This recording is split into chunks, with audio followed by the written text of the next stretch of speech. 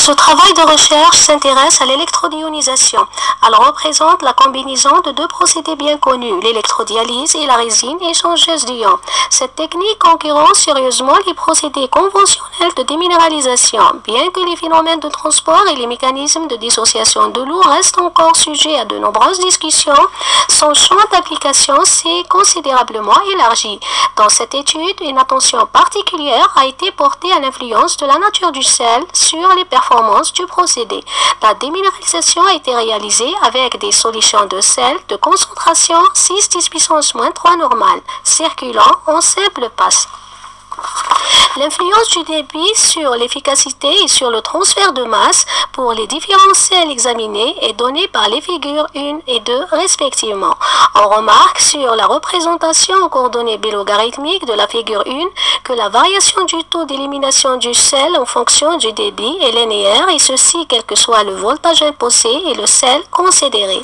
Les points figuratifs des résultats expérimentaux constituent des droites parallèles d'équation log R égale à A log Q plus log K. A étant la pente de la droite et log K l'ordonnée à l'origine. Sur la base des résultats obtenus, K est une constante qui dépend du voltage imposé et du sel considéré, tandis que A est toujours voisin de -0,5. Sur la figure 2, le tracé du flux en fonction de la racine carrée du débit est linéaire.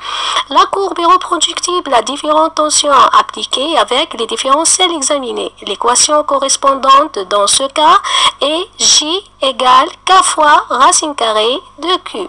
Ce résultat est extrêmement important car la littérature ne donne pas d'équation explicite reliant le transfert de masse au débit. En électrodionisation, la polarisation de concentration est facilement obtenue avec les électrolytes forts tels que NaCl. Sur la figure 3, on remarque qu'à partir d'une tension critique apparaît la dissociation de l'eau et une diminution de l'efficacité, ce qui limite le procédé. Ces phénomènes ne sont pas observés avec les sels en fond terre. Les ions H+, et OH- issus de la dissociation de l'eau ne conduisent pas le courant. Ils sont immédiatement et simultanément neutralisés par les ions NH4+, et CH3CO-, ce qui explique l'absence de polarisation et l'augmentation remarquable de l'efficacité. Les sels en fond terre sont donc d'excellents inhibiteurs de la polarisation.